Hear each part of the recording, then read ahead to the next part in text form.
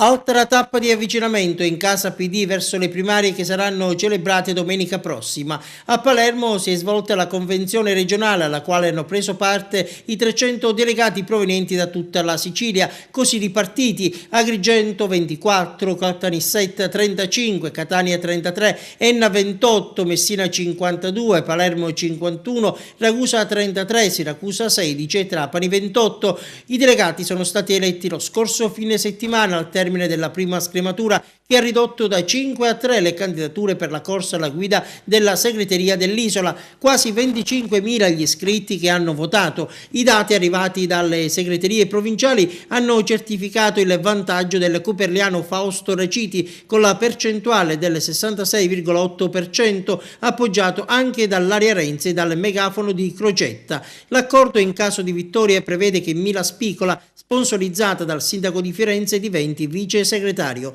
Intanto c'è il ballottaggio. A debita distanza in seconda posizione con il 22,2% insegue il segretario uscente Giuseppe Lupo, che in questa seconda fase potrà contare sull'apporto di Antonio Ferrante, renziano ribelle rimasto fuori dai giochi, così come il ravanusano Giuseppe Lauricella, deputato nazionale, che ha annunciato ricorso. Entrambi non hanno raggiunto la soglia del 5% dei consensi. La raggiunta sarà invece della partita la civatiana Antonella Monastra, attestatasi al 5,5%. Comincia così ufficialmente, dopo la proclamazione dei 3 candidati, la corsa alla leadership del PD siciliano. È slittato intanto alle 12:30 di domani il termine per la presentazione delle candidature all'Assemblea regionale del partito.